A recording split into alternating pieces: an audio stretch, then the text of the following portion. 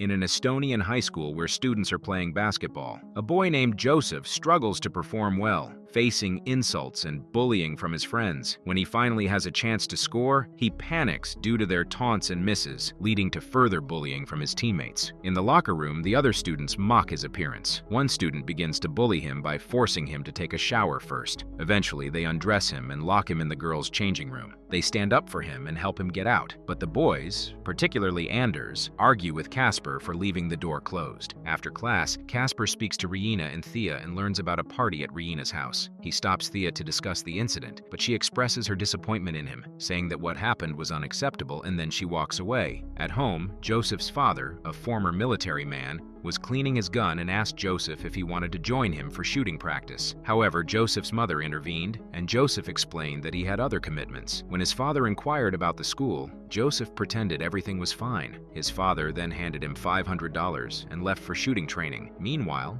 the boys arrived at Riina's house for the party, where Thea was in the kitchen preparing food. Suddenly startled by one of the boys, Tumas accidentally dropped a plate, causing it to break. Casper returned home feeling bored, and his grandmother warmly welcomed him, asking what he wanted for dinner. He declined, feeling unhelped by her offer, and admitted he had a disagreement with Thea. His grandmother suggested that maybe she wasn't the right girl for him, which frustrated him and led him to slam the door. Just then, he received a text from Thea inviting him to the party. His grandmother approached him again to talk, but he brushed her off. Citing Thea's invitation, he apologized to her, gave her a kiss, and headed out to the party. At the party, Anders was entertaining everyone with a dance, and everyone was having a great time. Casper then invited Tumas to perform a special rap dance for the crowd. Meanwhile, Thea and Casper sneaked away to the bathroom to have some privacy, unnoticed by Anders. There, Thea apologized for their earlier argument at school. Just as they began to kiss, Anders barged in and interrupted them, reminding Thea that she had promised to give him a massage, which spoiled their moment. Anders then confronted Casper, starting an argument because Casper had let Joseph out of the girls' changing room. Thea urged Casper to return to the party, but Anders angrily followed them, insisting that he was just trying to protect Joseph. The argument escalated, with Casper challenging Anders by asking what if he had chosen to protect Joseph. This led to a full-blown fight, and as Casper left, Anders warned him that it wasn't over. The next day in class, the students were playing with coins when Casper noticed that his desk was a mess. Just then, the teacher entered and asked everyone to show their homework. He decided to sit with Joseph, but while he was picking up his pen, another student grabbed Joseph's notebook and passed it to someone in the back. The teacher demanded that they return it, but the students weren't interested in complying. As a result, she decided to punish the entire class, making them stand for the duration of the lesson until they returned the notebook, with the exception of Joseph. Despite the difficult situation, the students refused to give it back, and once class was over and the teacher left, they cornered Joseph at the door, hurling insults at him for the trouble he had caused. They pressured him to apologize instead of returning his notebook, threatening him by saying that he would get beaten up every morning. Casper was about to leave when Anders insulted him as well. Just then, the teacher returned and ordered the students to go to the principal's office one by one, starting with Paul. When Paul returned, he called Casper in next and whispered something in his ear. In the principal's office, Casper initially pretended not to know who had taken the notebook, but after Paul admitted to it, he revealed that Paul was the culprit. However, the principal dismissed his claim, insisting that Paul was the best student in the class. Despite Casper's attempts to defend himself, she refused to believe him and reminded him that this was his last chance. If he got into trouble again, he would be expelled from the school. After the meeting, he returned to class and saw Anders and Paul mocking him. Later, he received a note from Thea asking about what had happened in the principal's office, but he didn't say anything in response. That night at home, he spent a lot of time thinking about the events of the day. Anders and Tumas hurried to the classroom, with Tumas standing by the door to wait for Joseph's arrival. Everyone else was anticipating his entrance, eager to see him get kicked. However, Joseph hesitated at the door, and Tumas insisted that he wouldn't leave him alone, treating it as part of Joseph's punishment. Seeing this, Casper stood up for Joseph and confronted Tumas, demanding that he let Joseph go. In the midst of their struggle, Casper created an opening for Joseph to enter the classroom, which caused Tumas to fall to the ground just as the teacher arrived to start the lesson. Paul passed a note to Casper during class, filled with insults and a reminder that their conflict wasn't over. After class ended, the teacher instructed both Casper and Joseph to lock the door behind them. Outside, the boys were waiting, and as soon as they came out, they began to fight, separating Casper from Joseph. They kicked Joseph until he collapsed on the ground. even cutting his shoelaces. The other students mocked him as they left for their next class. Joseph then entered his next class wearing only his socks. When the teacher asked about his shoes, Joseph explained that the other boys had thrown them away. The students continued to ridicule him for his appearance, particularly for not wearing branded clothing, which led to him tearing the label off his shirt in frustration. Casper asked Joseph how he would get home, and after class, he brought Joseph his shoes, even though he himself was barefoot, demonstrating his friendship. He also offered Joseph some branded shoes to wear.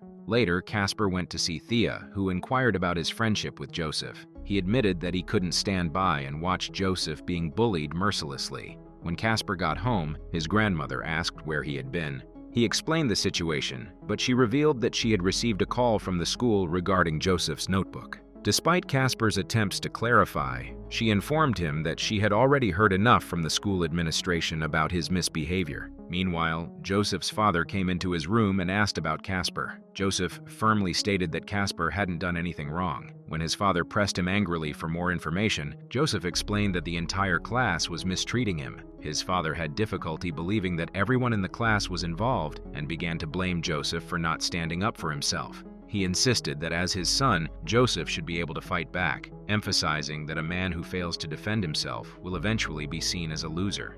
He urged Joseph to demonstrate his true character and to confront his bullies. The next day, Caspar waited for Joseph, and they walked into school together. Caspar disclosed that he had also removed the brand labels from his jacket. Upon entering the classroom, the boys were prepared and started to confront them one by one. When Anders began beating Joseph, Caspar couldn't hold back any longer and fought back fiercely, even grabbing a chair to defend his friend. Just as the altercation intensified, the teacher arrived and stepped in to break up the fight. When the teacher noticed the torn labels on Caspar's shirt, she questioned whether he had adopted Joseph's ideology. Later, Anders asked Caspar to meet him on the school playground after class, anticipating a confrontation. During their meeting, Caspar expressed his willingness to accept that he would no longer fit the mold of a normal guy. At that moment, Paul, Tumas, Teet, and Olaf arrived, restraining Joseph and locking Caspar in a dilapidated shed. They forced Caspar to watch as they took turns beating Joseph, pushing him to the brink where he struggled to breathe.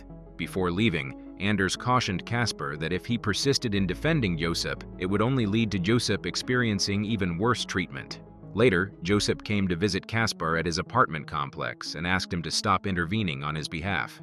Caspar, worried about Joseph's well-being, inquired about his plans, jokingly suggesting that Joseph could retaliate by appealing to a moral higher ground. However, Joseph believed it was better to endure the bullying until he finished school, hoping to avoid his tormentors and eventually find freedom. Meanwhile, Thea was filled with both sadness and anger as the class began to mock Joseph and Caspar in a homophobic way, insinuating that they had romantic feelings for each other. This accusation added to Caspar's stress, and when he tried to reassure Thea, she interpreted his concern for Joseph as a sign that he cared more about Joseph than about her. Feeling hurt, she decided to distance herself from him. In the meantime, Joseph suffered another beating in class. When Joseph arrives home from school, his mother, Leena, immediately notices the severe bruises on his chest and a cut on his chin. She demands to know what happened, but Joseph refuses to share any details, and his father, Margus, backs him up in his silence. Worried about her son, Leena reaches out to the school administration, leading to the entire class being held responsible for the bullying. When Lane confronts the class about the issue, Joseph,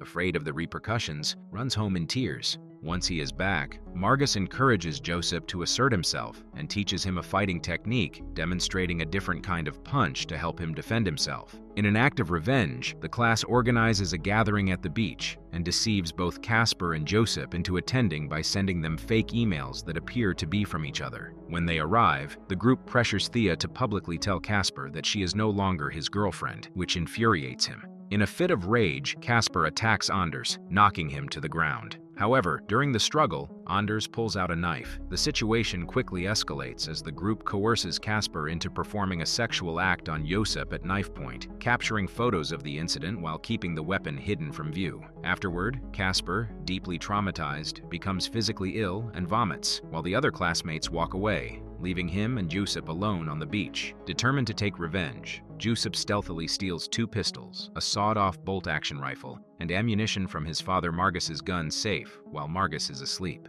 The next morning, Caspar wakes up, embraces his grandmother, and apologizes for his past actions, receiving her forgiveness in return. Shortly after, Casper and Yusuf head to school, armed with guns. As Yusuf and Casper walked through the school, both students and teachers noticed the weapons they were carrying. When a teacher approached them to inquire about it, they simply brushed past her, with Yusuf telling her to call the police. Curly, a gothic girl from their class who had witnessed the incident at the beach, chose not to intervene and allowed them to proceed with their plan. Once inside, Yusuf and Caspar targeted the students who had bullied them. Yusuf shot Teet at close range, then aimed his weapon at Olav, killing him with a shot to the head. In an additional act of violence, Joseph shot and killed Riina, Thea's best friend. To their astonishment, Casper accidentally shot an 8th grade girl from another class while attempting to target Anders. During the chaos, Tumas tried to grab the gun from Joseph, but ended up getting shot in the abdomen instead. At the same time, Anders and Paul managed to overpower Joseph and take his rifle from him. However, Casper intervened just in time, shooting Paul in the head to save Joseph.